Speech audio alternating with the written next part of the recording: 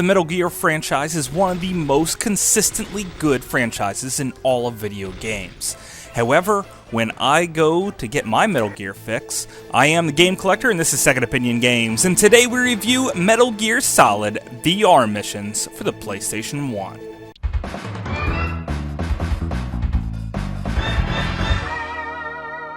Second Opinion Games. Well, originally this game was meant to be played alongside of Metal Gear Solid. For the North American market, it stands on its own. The game was altered slightly from the Japanese version, so you didn't have to have a previous save state from the original Metal Gear game in order to play it here in North America. And it is a terrific game and had for only about $5 to $10. However, a couple years ago I sold a factory sealed one for about $150, so if it's in mint condition, you might as well put it up on eBay and then buy a whole bunch of Jaguar games. Regardless of that, how does the game play? Well, it plays exactly like Metal Gear Solid on the PS1, which is awesome. It uses all the same sound effects, music, and all the same moves, and doesn't really add anything other than 300 missions to accomplish. And these missions are extremely varied. At first, they start off with just your regular sneak missions, matter of fact, pulled straight from the original Metal Gear Solid game, and then it goes on to weapons training. Breaks down every single category weapons training, but then throws in some new stuff too, like mystery mode, which is one of my favorite modes in this game. There's only 10 missions here, so I don't want to give too much away, but the first two are really easy to figure out. First, you have to figure out who broke the camera, and it says that person's the culprit. You go to inspect the guards, and you find out one is huge, and he obviously hit his head off the camera, and that section's over. The next one is someone killed a guy again, and this time the guy took his mask. You inspect each of the characters, and you notice that one put a sock on as his mask, and obviously he was the killer. At the very end, though, you have a masterful puzzle in front of you. There's one guy laying on the ground, and you have to figure out what happened to him, and who the culprit was. You're only given about 5 minutes to accomplish this task, and there's cute clues all over the room.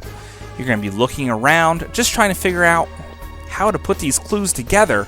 And I remember the first time I've ever played this, when I got down to 10 seconds left, and I figured it out, and I felt like a master genius. I just started laughing my butt off, and before you know it, I was right. There's also a puzzle mode that I'm not very good at, and a variety mode that is freaking insane. It even has you taking down a giant UFO. And speaking of giants, there's also giant regular troopers in this game that you might have to take out as well to protect Meryl. There's even a hilarious bit where you shoot one of these giants in the back of the head, and he suddenly turns into Godzilla and starts fighting the other giant, just to complete the level. That's freaking hilarious. If you don't shoot him in the back of the head, you can still take them both out the normal, standard way. Again, pretty impressive. There's also a straight-up VR mission aspect, where you have like 8 missions to go through, and given a 15-minute clock. Now, it might seem plenty easy, but every time you die, the clock is always running. So, the more lives you use on every single mission, the harder and harder it gets to complete your task. Now, a master can probably do every single mission in like 2 freaking minutes. However, it is really, really hard for your average Joe, and I don't have to spend 8 hours playing on this game. However, I did, because I lost my original memory card, and now I stand at 93.6% done, and I think that's pretty good. There is a percent meter as well, and you use it for unlockables in the game, artwork, but mostly just to get really close to this photo shoot with Naomi. The more you accomplish in the game, the closer you can get to her, and it makes it easier to do panty shots with the camera. Of course, what else were you going to do with this mode? What else can you unlock? Well, you eventually unlock a cyborg mission where you could play as the ninja himself. And these are some of the most fun levels in the entire game, although they are very, very short.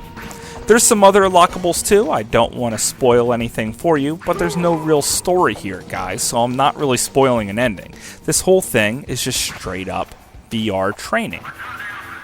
All these missions here vary, and there is so much to do in this game, it will have you playing for hours upon hours. It doesn't throw in your face a crazy convoluted storyline like other Metal Gear games. It's simply pick up and play and have a great time. Of course, if you're used to the control scheme of some of the other Metal Gear games, then you might be thrown off a bit as it doesn't use the analog sticks at all, just your standard D-pad. But if you're used to playing classic retro games, you should have no trouble picking this game up and playing after a few short minutes. Before long, you'll start clearing levels like crazy well into the night, well past your bedtime. And it is a absolutely terrific game, and is my favorite Metal Gear Solid game. But that's just my opinion. Thanks for watching.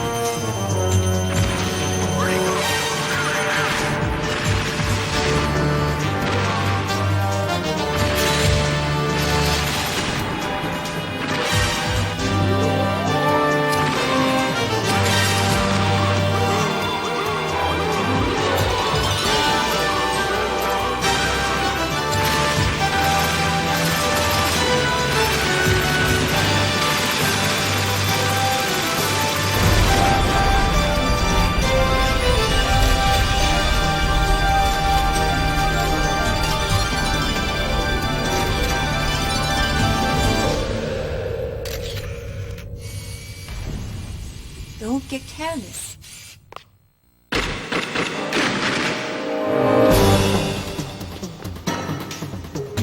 If you enjoyed this review, please subscribe. We do lots more here on Second Opinion Games than just PlayStation games. I have a couple of top 10s out there, and quite a few Atari Jaguar games, working my way through all of them. So, thanks again, guys.